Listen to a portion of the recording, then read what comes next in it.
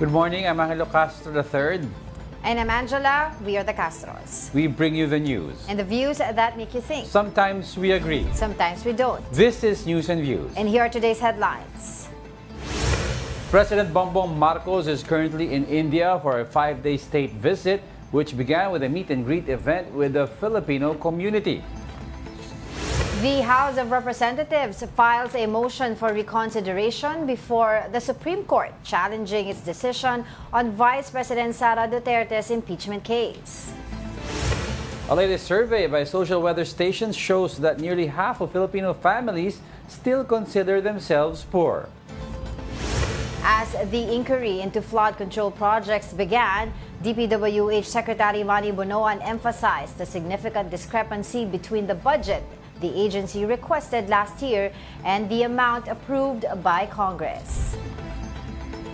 First in the news, nearly half of Filipino families still consider themselves poor, according to the latest survey conducted by social weather stations. The survey conducted from June 25 to 29 showed that 49% of respondents, equivalent to approximately 13.7 million families, identified themselves as poor. This marks a slight decline from 50% or 14.1 million families in April. Another 10% said they were borderline poor, while 41% said they were not poor. By region, self-rated poverty was highest in Mindanao at 69%, followed by the Visayas at 60%, Balanced Luzon at 38%, and Metro Manila at 36%. Now let's discuss this further with Presidential Advisor for Poverty Alleviation, Larry Gadon. Good morning, Secretary. Thank you for joining us once again. Thank you, Angelo and Angela. Magandang umaga sa inyo lahat. Alright, Sec, the last time we talked, from then till now, nagkaroon ng 1% improvement also in Metro Manila and Balanced Luzon. Pero very persistent po ang based sa survey na ito, ang self-rated poverty among people in Mindanao. Ano po ang kulang sa development sa Mindanao? Una-una, napakaganda ng pag-focus ng ating administrasyon dyan sa Mindanao. In fact, ilang beses nga bumalik si Presidente Bongbong Marcos dyan sa mga iba't ibang lugar niya sa Mindanao upang tutukan ang paglaban sa kahirapan. Yun nga lang, ako kasi bilang opisyal ng administrasyon, lalo pat patungkol yun sa poverty alleviation, ay hindi ako sumasang-ayon o hindi ako nagtitiwala dyan sa findings ng SWS.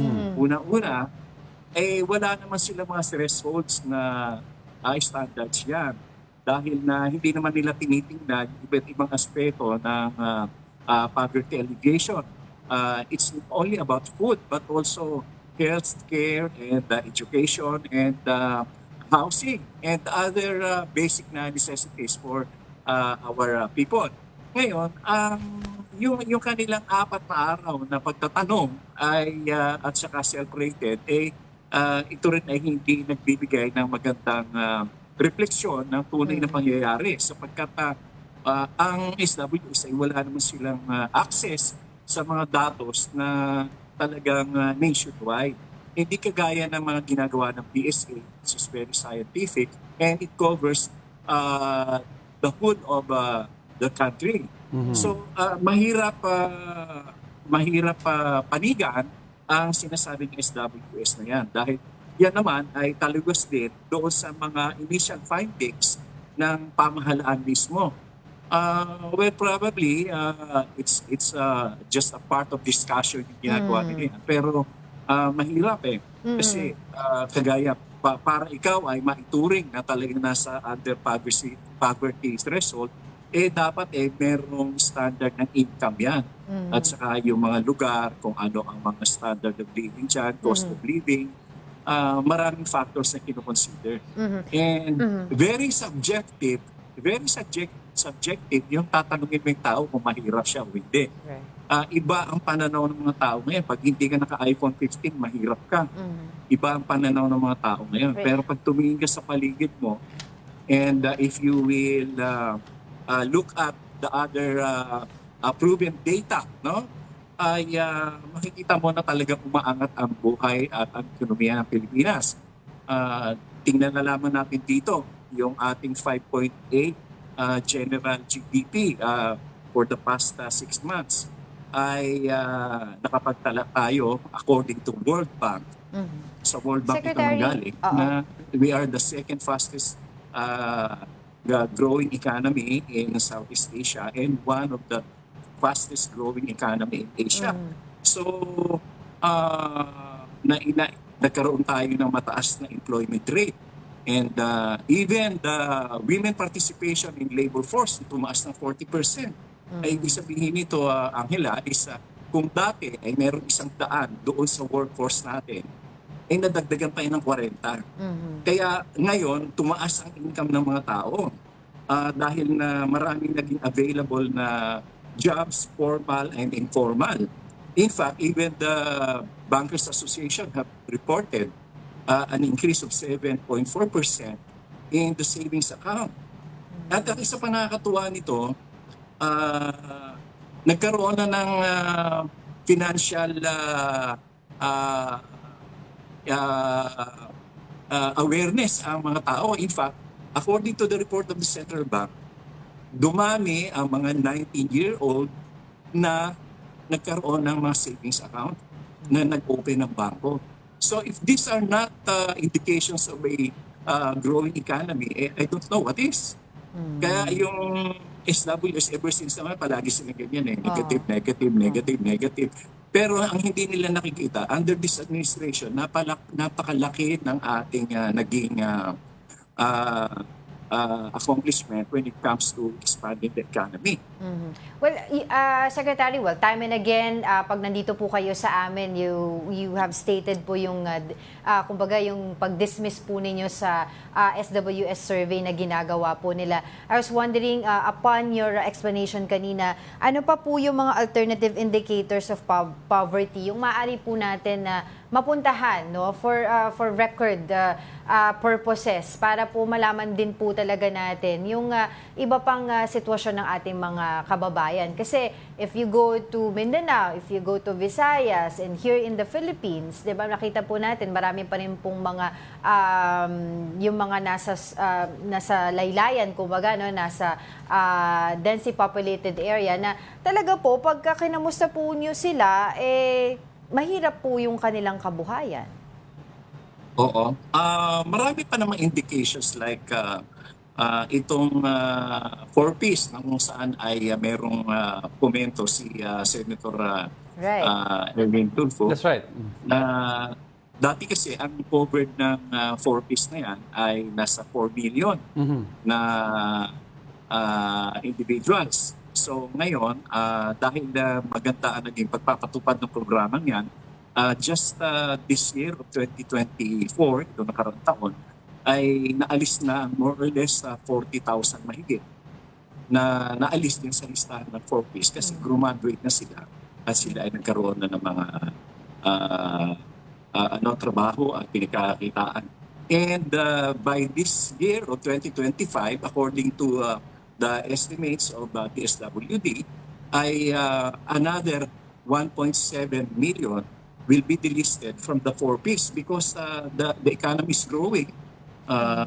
Maganda ang pagpapatupad natin ng employment at kaya marami sa kanila ang maaalis din sa 4Ps na yun. Kaya itong sinasabi ni Senator Erwin Tulfo ay talaga You agree namang with him?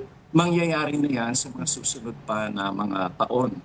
At maraming kaakibat dyan sa programa na yan, sa pagtanggal yan, ay ang tama si Senator Erwin Tulfo na dapat ay bigyan na lamang sila ng mga pagkakataon na may pagkakakitaan sila. Ginagawa na yan.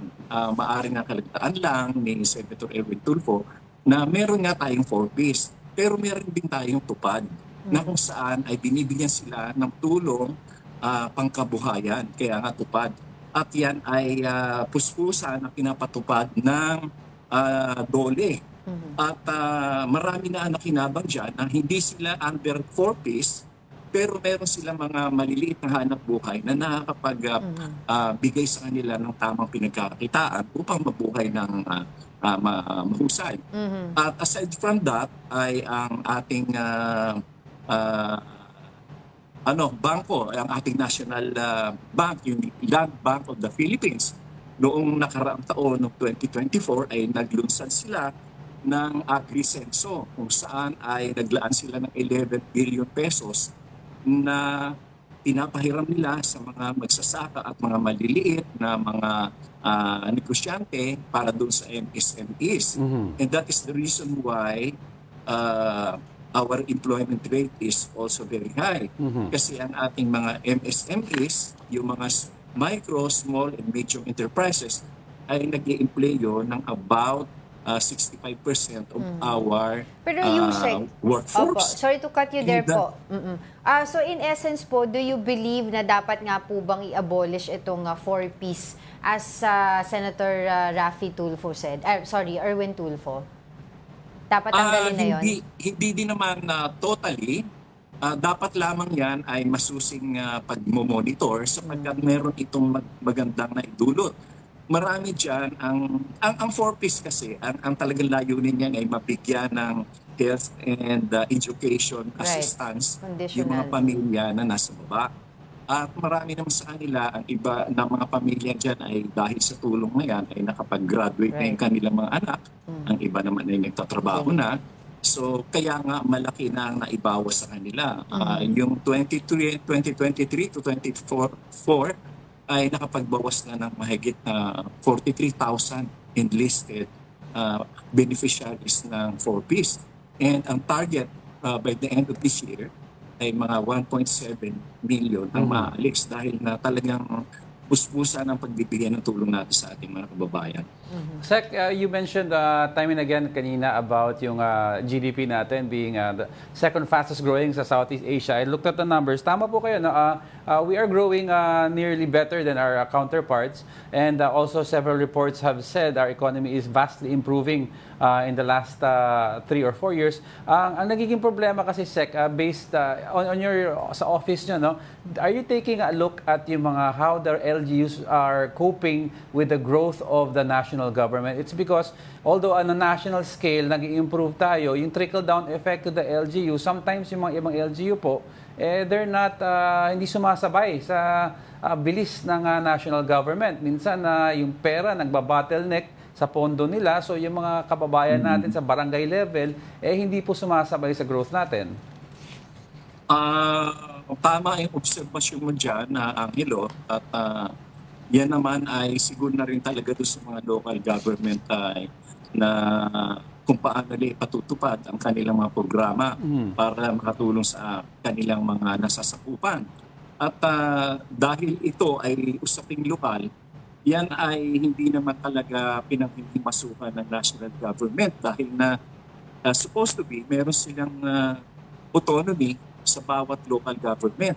At kaya nga, meron silang mga kanya-kanya, mga internal revenue allotments para yung kanilang mga nakukuha from the national taxes ay maibigay nila sa serbisyo sa kanilang mga kababayan.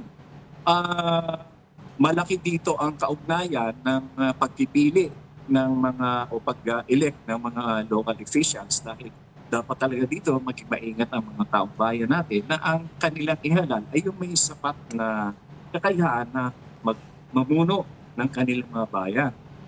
Napakalaki ng napupunta ng mga internal revenue allotments sa mga local governments.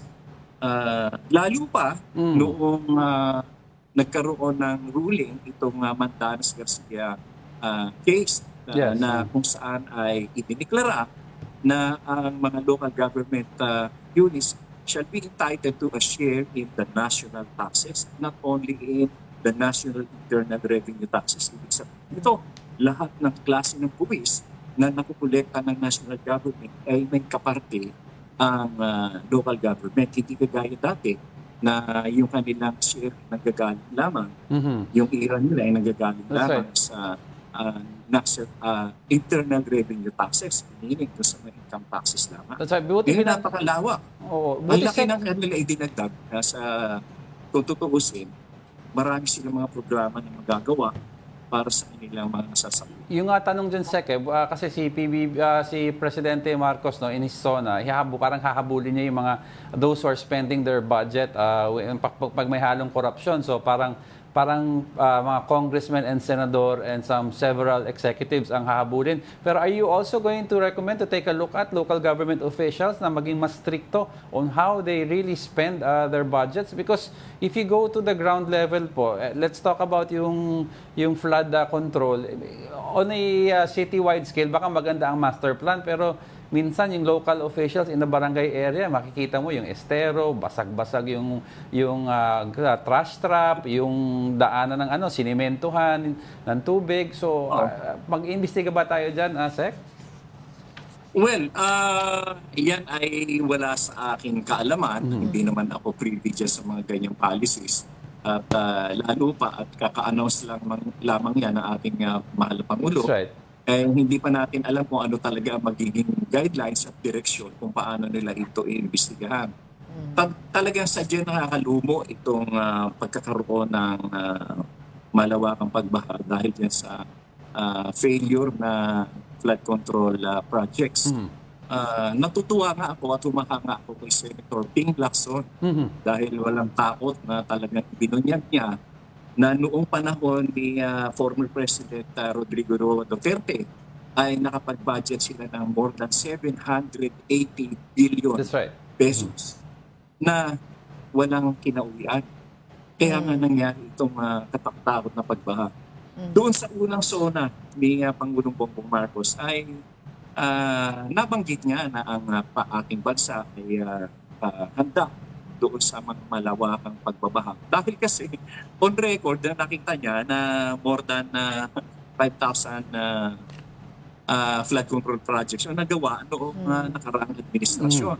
Pero lumabas na ito pala ay may malaking anomalya. Yeah. In fact, even in Metro Manila alone, Angela, ito, huwag kang lumabas sa malayo eh. Itong Metro Manila pa lang ay nakapag-release ang World Bank ng more or less mga $104 billion Laki. for flood control projects in Metro Manila. And that was released during the time of former President Rodrigo Duterte. And after this term, nagpalabas naman uli ang report ng World Bank na itong pera na naibigay na ito na assistance para sa flood control projects ay wala pang 20% na paggawa. So, sana punta. Yung mga yan dapat siguro imbestigahan. Kasi kung meron mga flood control projects na italaga ngayong administrasyon na ito, maaring hindi pa naman talaga nagagawa ng kompleto yan dahil na 3 years pa lang ang administration. And it was only last year in 2024 budget that flood control projects were included in the GAA. Wala pa naman noong 2023, 2022 dahil kakasampa pa lamang ng Administrasyong Marcos. So ito talagang tama. Ako ay humahanga sa ating Pangulo na yan ay titingnan niya, papaimbestigahan niya upang malaman talaga kung sino may kasalanan dyan. Right. Dahil na most of this or all of these are with local application. Yeah, Kasi that's mga yan sa mga local hindi naman direct ang pinamahalaan yan na national government. Pero yun nga po sinasabi natin na during his zona, sinabi niya, imbestigahan nga itong mga flood control projects na ito. And the Congress also said na open sila sa pagbubukas sa publiko ng BICAM nila pagdating sa usapin ng budget. Do you really believe that this is really an era of transparency ngayon sa ating bansa? Na talagang hindi lang ito, kumbaga, all talk na gagawin ng administrasyon na ito? Depende naman kasi yan sa magiging intensyon talaga ng Kongreso. Kasi alalahanin natin na ang pagbabalangkas ng budget ay nag-i-initiate from the House of Representatives, then passed on to the Senate for possible synchronization. Yes. Ang ibig sabihin ng synchronization ay dapat maging tugma lang doon sa mga proyekto na nasa isip nila. hindi ito dapat na maging pagkakataon upang mag-insert ng daan-daang bilyon para doon sa mga proyekto na hindi naman talaga ni-request ng DPWH. Ang nakakalungkot dito, sinasabi nga ng DPWH na itong mga insertions na ito ay hindi naman nila ito ni-request. Hindi naman nila ito sinadya na mailagay dyan dahil nakatalaga na inag-aralan na nila kung alin ang mga proyekto na dapat makunahin ang mga budget na kailangan dito. Lumalabas dito, pagdating ng Senado, ang dami-dami nilang insertion. At hindi lang mga 2 bilyon o 3 bilyon, daan-daang bilyon talaga naman kawawa na mga Pilipino sa ganyang sistema. Alright. Kaya ako naniniwala ako na maganda talaga i-open na lang yung BICAM. Naka-televised dapat yan at mamalaman kung sino yung nagsisingit-singit dyan. Mahilig sila sa singit-singit. Yan ang abangan natin. Yan ang abangan natin. Sino ba naging insertion dyan? Oo. Sige, sige po. Ang nakakainis nito, yung insertion nila daan-daang bilyon. Okay, sige. Pag-usapan pa po natin yan. Mas malaki pa sa budget ng education lumalabas at saka yung iba pang departamento na nangangailangan talaga ng tamang servisyo mga kababayan natin. Alright po. Sige po. Marami pa tayong gustong pag-usapan. Unfortunately, we don't have much time. Maraming salamat po sa inyong oras, Presidential Advisor for Poverty Alleviation, Secretary Larry Gadon. Thank you. Magandang umaga. Maraming salamat, Angelo, Angela, at sa lahat ng taga-subaybay. Alright, let's also discuss further this issue about yung self-rated poverty ng ating mga Pinoy. Ano ba yung mga programa pa rin ng DSWD dyan? We have on the line DSWD Assistant Secretary Irene Dumlao joining us today. Magandang umaga po sa inyo, Asek. Hi, Angela and Angelo. Magandang umaga sa inyo. Magandang umaga din po sa lahat ng sumusubaybay ng inyong pong programa. Well, Asek, let's start off. We just had on our program a while ago si Secretary Gadon, and he was saying, based on surveys, parang it does not really reflect what the Philippine status, Statistics Authority would say na the real status. Ano po ang tugon nyo dito? Well, ang Department of Social Welfare and Development, unang-una, rin-recognize natin yung mga lumalabas na mga pag-aaral. Hinggil nga po dito sa nararamdamang kahirapan ng ating mga kababayan.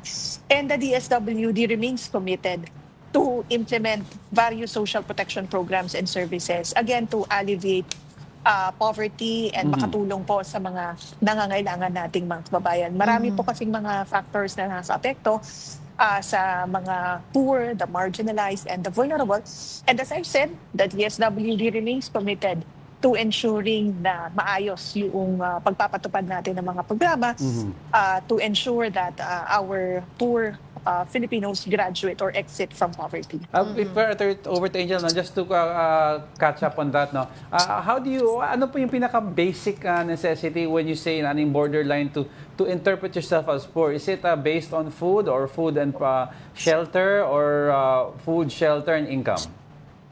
Well, Angelo, we're looking at various sectors, social and economic conditions. Okay. Kaya nga sa DSWD, yung ating mga social workers, we make use of the social welfare and development indicators to determine social adequacy and economic sufficiency of poor households who are enrolled in our programs. Dito natin na monitor if nag-i-improve yung level of well-being nila and kung nag-gain ng traction yung iba't ibang interventions that we are extending to them.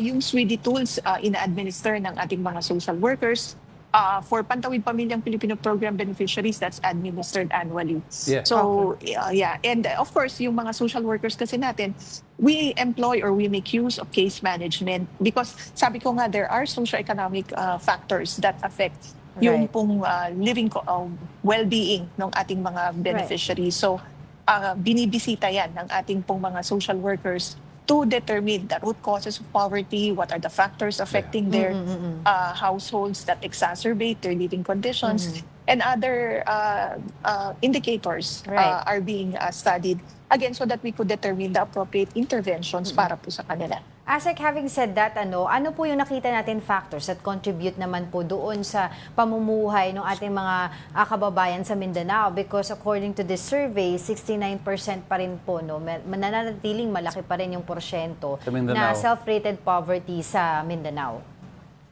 Well, isa po sa mga tinitingnan ng DSWD, of course, ay yung disasters. Alam naman po natin that disasters disproportionately affect the poor, the vulnerable, and the marginalized. And even ito kasi mga mahihirap kapag naapektuhan ng mga disasters and natural hazards, na-exacerbate yung kanila pong level of well-being. So, that's one factor that we are looking at right now. And of course, kaya nga ini-ensure ni DSWD na meron tayong mga appropriate na assistance na po-provide to disaster-affected populations. Apart from that, there are adverse shocks, mga crises that further exacerbates the vulnerabilities of the poor. Kaya again, sabi ko nga kanina, our social workers make sure na nabibisita ang ating pong mga mahihirap na mga kababayan so that we could determine the appropriate assistance para po sa kanila. But what about po in Metro Manila? 36% pa rin po, slower rate pa rin sa mga urban areas despite the studies and the reports saying na tulad po ng sinasabi ni Secretary Larry Gadon na mataas naman yung employment rate, we have reached our target sa GDP, etc. No? Bakit po parang merong disconnect pagdating po sa ganun, especially here in Metro Manila? Where in fact marami pong supposedly available jobs here, mas malapit yung tulong na inaibibigay sa kanila. Yeah, kung similar to other regions, nakikita nga natin yung disasters, malaking bagay yan, malaking factor yan na nakakaapekto. And then of course, economic conditions like inflation. Kaya nga meron tayong mga programa kagaya ng ayuda para sa kapos ang kita to caution the impact of inflation to families and individuals. Another thing is yung sudden crisis or sudden shocks kagaya nga ng pagkakasakit ng miyembro ng pamilya or yung kapag may namatay na miyembro ng pamilya na siya yung nagtataguyod ng kanyang pamilya. These are the factors kasi na nakikita nga natin. But what is important on the part of the DSWD is that we have different programs na ipinapatupad natin para po somehow ma-caution o ma-address yung mga impact ng mga ganong crisis na That's right. nararamdaman po ng ating mga kababayan. But Asek, speaking of programs, si Senator Erwin Tulfo was saying na baka in the near future it would be better instead of an outright ayuda that we teach them how to start up a business and provide some capital for it. Meron bang current program ngayon sa DSWD that would be similar to that of what is Senator Tulfo is suggesting? Yeah. Of course, Angelo, we are in agreement naman with Senator Tulfo doon sa hangarin nga niya na ma-improve yung level of well-being ng ating mga kababayan, makapacitate sila so that they'll be able to fish for their own. Actually, ang DSWD, meron po tayong Sustainable Livelihood Program wherein we capacitate our poor households so that they could enter into thriving livelihoods or employment o matulungan sila to enter into gainful employment. Actually, when Senator Erwin Tulfo visited the office last week and they had a meeting with Secretary Rex, isa nga itong Sustainable Livelihood Program. Doon sa mga napag-usapan na po pwedeng maging part ng toolkit for 4Ps beneficiaries who will be exiting from the program. Okay. This is one of the things that we're looking at to sustain the investments that we have had to our 4Ps beneficiaries. Diba? Kasi when they exit from the program, especially after the 7-year program participation, as indicated in the law, makakatiyak tayo na masusustain yung improvement in their level of well-being. Kasi sayang naman kung natulungan na natin sila, nakapag-reach na sila ng level 3 or self-sufficiency, and then after they exit from the program, meron lang disaster or any condition that might affect them, bababa na muli sila sa kahirapan. So, again, the Sustainable Livelihood Intervention is one of the things that we're looking at. And napag-agrihan nga po ito between Senator and Secretary Rex na pwedeng maging ma-introduce as amendments to the 4Ps. Pero yung toolkit, Asek... Cellphone. Yes, Yeah, Asek. Asek, Yung toolkit na sinasabi, Asek, kasama ba dito yung opportunity to have at least capital wherein they could use it to start up at least a small sari-sari store or whatever it is that would help them? Yes, ito nga yung included doon sa ating Sustainable Livelihood Program. Again, let me reiterate, Angelo and Angela, yung SLP kasi natin, we capacitate the poor households so that they could enter into either micro-enterprise development or into employment facilitation. Two tracks kasi yung Sustainable Livelihood Program natin. So pwedeng family sila doon. But what is important is we train them, we capacitate them, and we provide them seed capital fund Yun, so that they okay. could start with a simple livelihood activity that they could further yung mapayabong pa nila. With of course the necessary assistance coming from the DSWD. Right. Ashik, no, I was wondering, how do we make sure po yung sa office po ninyo that such programs that you've mentioned time and again po dito sa aming programa ay nararamdaman po ng mga those right people, no? I'm not saying na wala naman natutulungan ng DSWD, but if you go to, let's say, Tondo, Manila, a lot of families there are still eating pagpag. No, and sinasabi, when you ask that to Secretary Gadon, he would say na siguro hindi lang sila nalalapitan, hindi nila nalalapitan ng maayos yung mga tamang tao para sila ay matulungan. So how do we make sure that such programs would really felt by the right people? Yes. First, Angela, all our developmental programs, even yung mga social welfare programs natin, are well targeted. So ibig sabihin, meron po tayong ginagamit na batayan or reference in identifying our program beneficiaries. Like in Walang Gutom program or the food stamps program, meron tayong ginamit na listahanan wherein we were able to identify 750,000 households belonging to the food poor sector. And itong listahanan ay ibinangga natin sa data ng Philippine Statistics Authority, particularly the Family Income and Expenditure Survey, so that we could identify who are eligible beneficiaries of the food stamps program. And second, we work closely with various local government units because we need to verify kung yung bang lumalabas sa list ay those that we will be enrolling in the program. And there's regular monitoring of our program staff.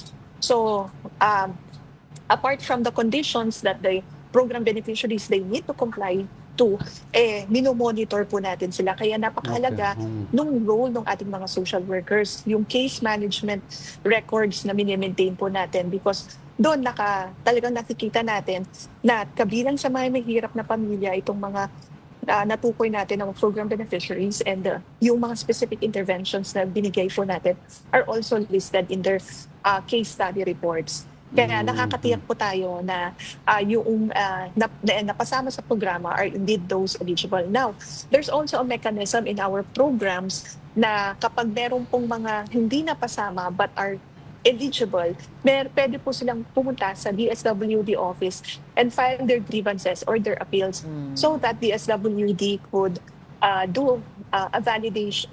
do validation and kung necessary, ma-enroll po sila sa programa. So again, ito yung mga unregistered. our programs are well targeted and are monitored. And of course, these have specific conditions. Alright, with that having said, maraming salamat po sa inyong oras, DSWD Assistant Secretary Irene Dumlao. We'll be back with more stories after the break. Keep it here on One News.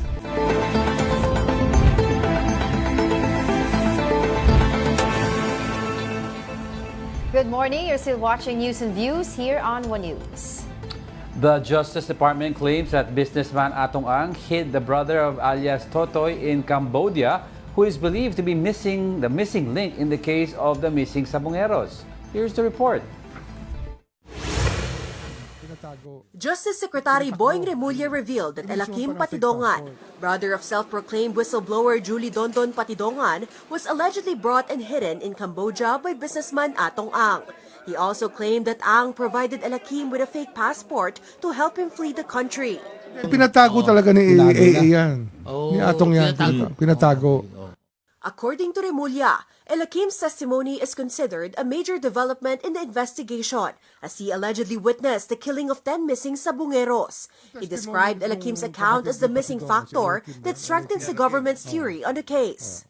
Ang testimony niya mabigat kasi directly niya nakita yung patayan na 10. Ganun? Yung 10 pinatay galing sa Santa Cruz tsaka sa Lipa. Kaya yung missing factor, mas Nakuha na. fact na positive naman yung lake sa marami human remains, makes the theory very, very, talagang very credible.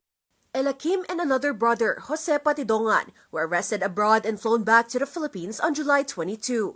Elakim was captured on CCTV withdrawing money using the ATM card of a missing sabongero from Laguna, while Jose was seen in a video allegedly escorting one of the victims in handcuffs. Meanwhile, Napolcom has imposed a 90-day preventive suspension on 12 police officers allegedly linked to the case. The commission clarified that suspension is part of due process and does not imply guilt. The officers are now under restrictive custody in Camp Crame and are scheduled for a pre-hearing conference on August 14. Now, in other news, the House of Representatives has filed a motion for reconsideration before the Supreme Court, challenging its decision to declare the impeachment complaint against Vice President Sara Duterte unconstitutional. Mobile journalist Amy Atienza has the report. The House of Representatives submitted a motion for reconsideration, urging the Supreme Court to reverse, reconsider, and dismiss its ruling junking the impeachment of Vice President Sara Duterte. The motion says, quote, the House submits that all its actions were in accordance with relevant and jurisprudential standards. It instilled that the Supreme Court misunderstood the facts on how the plenary handled the complaints. Further, House Speaker Ferdinand Martin G. Romualdez has this to say. To demand accountability is not to destabilize. To insist on constitutional integrity is not to weaken the democracy, it is to strengthen it.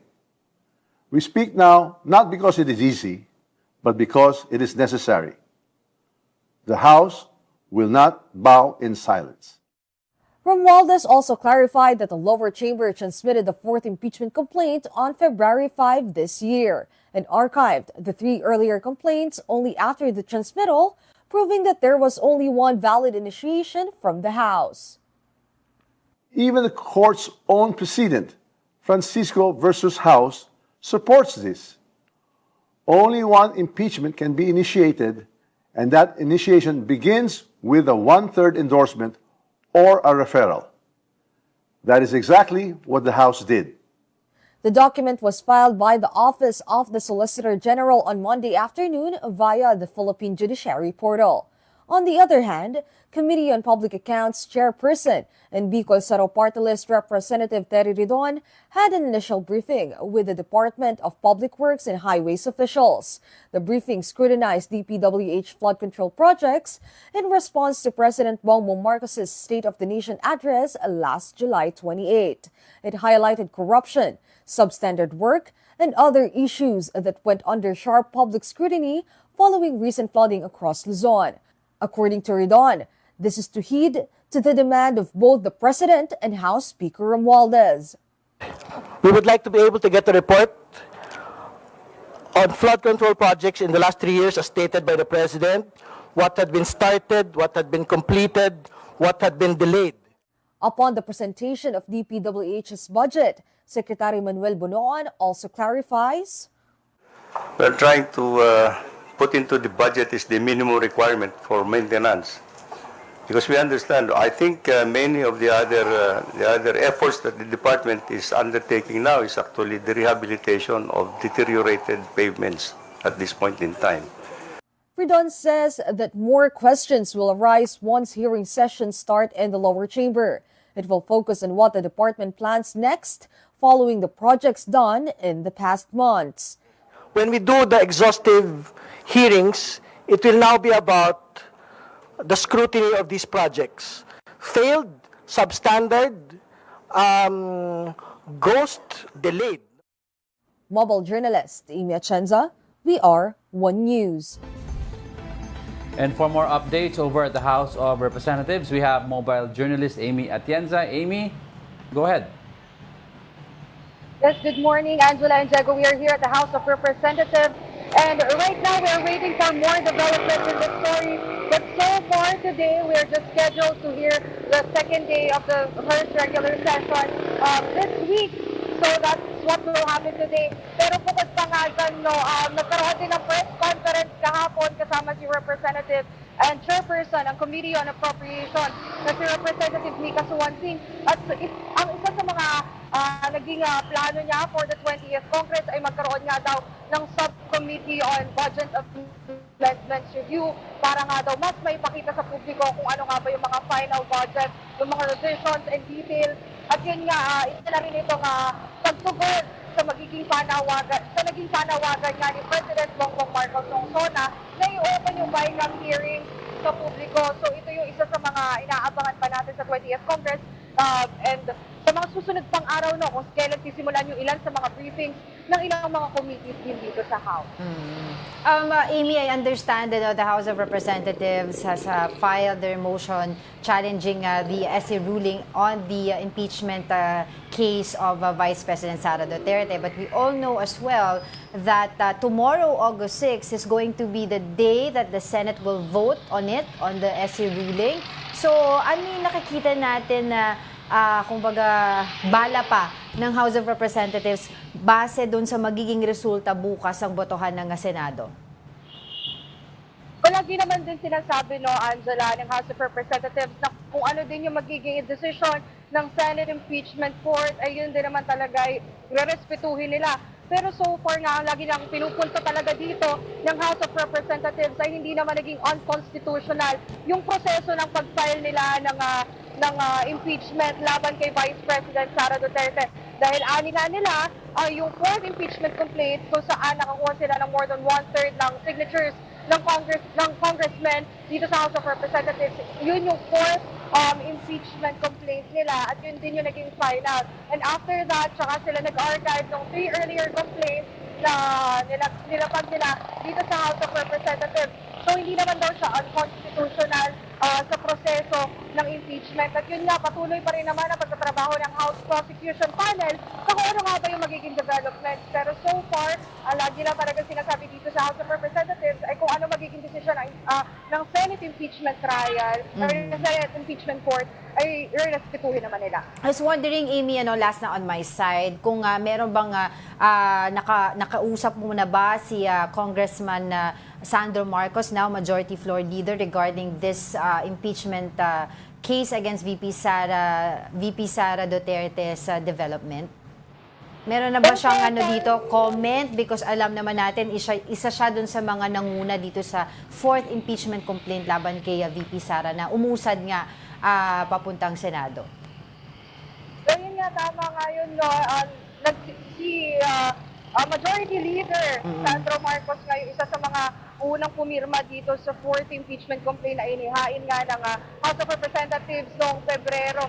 Pero so far, wala pa tayong nakukuha nga panayam kay Representative Sandro Marcos. Pero abangan natin, maybe later today ay magbigay na rin sila ng pahayag, kasama na rin dyan ang House Prosecution Panel, dahil nga bukas na natin inaabangan kung ano nga ba yung mangyayari, kung ano nga ba magiging desisyon ng Senado patungkol nga sa impeachment ni Vice President Sara Duterte. And actually, medyo naging delay na rin ito dahil nga nung una sinabi nila na once makonvene ang 20th Congress sa July 28 after ng SONA ni President Bongbong Marcos ay magsisimula na sila. Pero a week later pa talaga sila nag-start.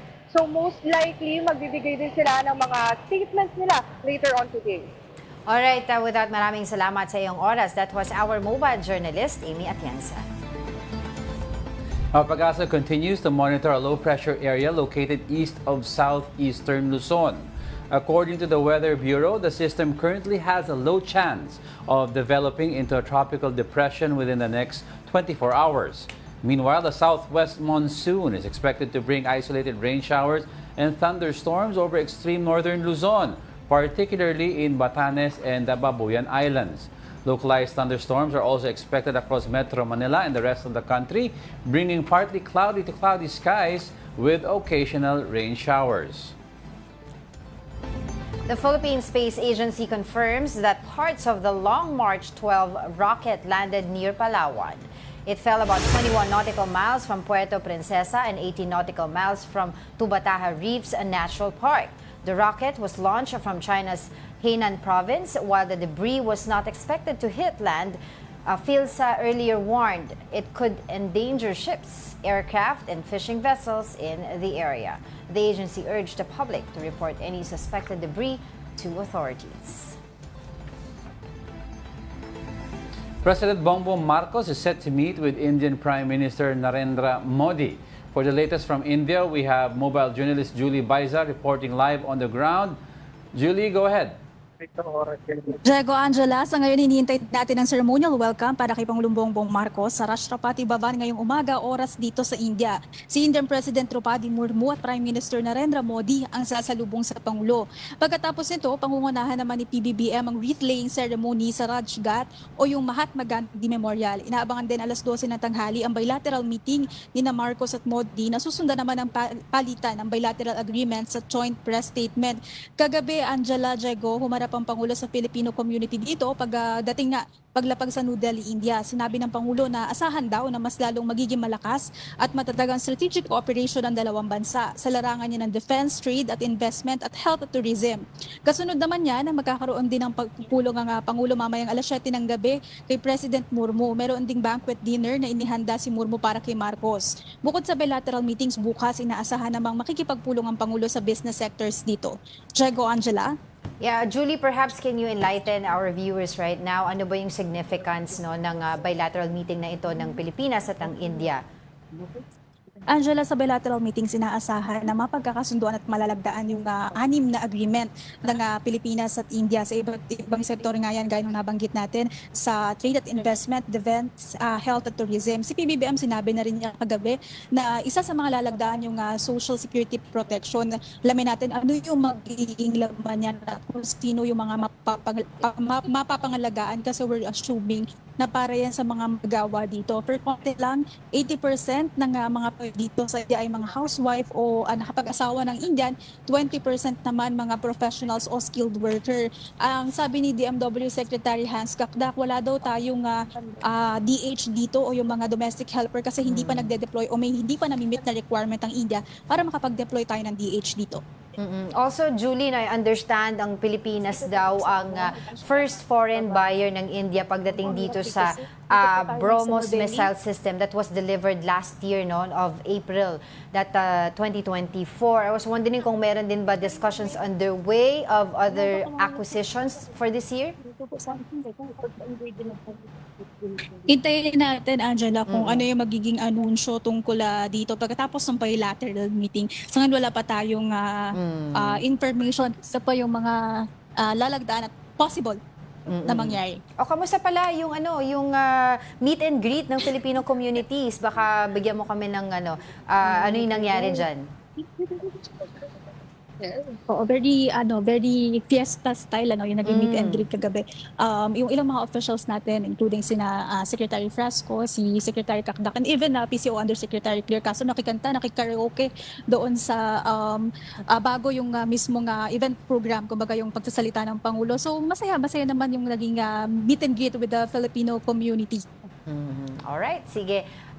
We will continue to get in touch with you regarding this issue. Maraming salamat sa iyong oras at mag-ingat ka dyan, mobile journalist Julie Baiza reporting live from New Delhi. Don't go away, we're not done yet. Stay with us.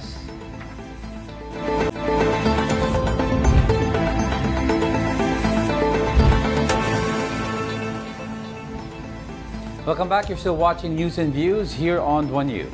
The House Committee on Public Accounts has begun its inquiry into flood control projects. DPWH Secretary Manny Bonoan gave a briefer on all flood control and drainage projects in the country. Bonoan specifically stressed the huge discrepancy in the budget they requested last year to the actual budget approved by the Congress. Some congressmen, however, were displeased because they think Bonoan made the presentation look like a budget hearing. Meanwhile, Bonoan is yet to say if he will take a leave of absence, as Bacolod Representative Albi Benitez suggested. DPWH Secretary earlier said he will wait for President Bongbong Marcos's order. Hindi ba ito budget hearing eh? We didn't even hear kung what happened during the last bagyo. And we know for a fact, alam na naman natin kung ano yung mga tinatamaan ng baha eh. But this is quite unusual. Ilang bagyo na tayo na malalakas, alam na natin, Marikina tatamaan, sa Quezon City tatamaan, Caloocan tatamaan. Yun ang gusto natin madinig. Ano yung naging course of action natin? Hindi budget presentation. Punong-puno na ng basura, burak, yung mga natural waterways natin. Yung natural waterways natin, bukod sa punong-puno na ng basura, there are 646 families, informal settlers, living on top and beside of our natural waterways.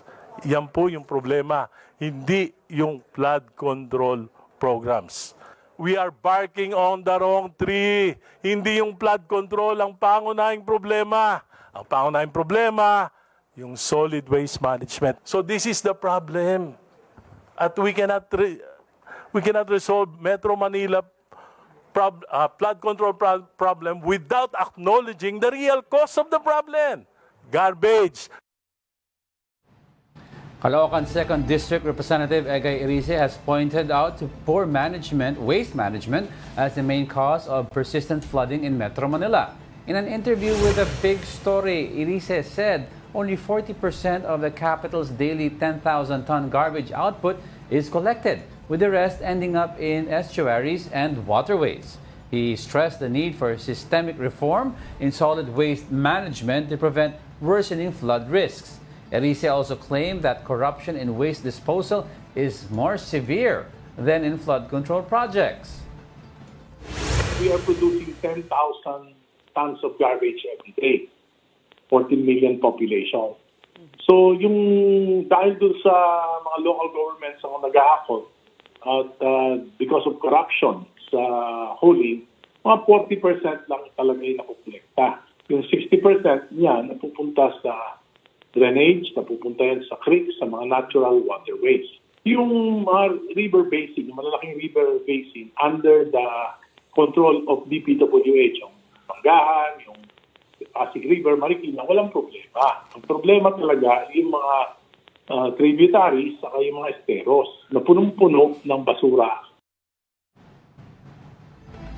Gilas Pilipinas jumps 2 spots in the latest FIBA Asia Cup 2025 Power Rankings. Based on the latest rankings, FIBA now lists Gilas as number 6 in the 16-team field from the initial number 8 spot. The Asia Cup Power Rankings cite Gilas' growing momentum heading into the FIBA Asia Cup 2025. Last week, Gilas Pilipinas staged a 21-point comeback to beat the Macau Black Bears in their send-off games. Once in Jeddah, the Philippines then beat Jordan in another tune-up. Yun. So, daming issue ngayon on poverty and baha. Baha. Oo. Well, I do believe naman din talaga na isa sa mga cause din ng pagbaha dito is waste management. But I also believe na... I also believe! Di ba? Na isang malaking cause din yung mga flood control projects na hindi natutuloy, na delay at nakukurakot ng mga kung sino man na responsible yung mga flood control projects. There is no in every problem hindi isa ang cause. Yeah. There are multiple causes. Poor flood control project implementation, poor solid waste management maintenance, change as well. Climate change. Diba? So there are many factors, but if you at least nail galingan mo yung flood control project master plan, di ba? Implement it fully to its capacity. Improve mo yung solid waste management. Nakuha mo yung dalawa, kahit di mo makontrol yung climate change, it shouldn't be as worse as it is now.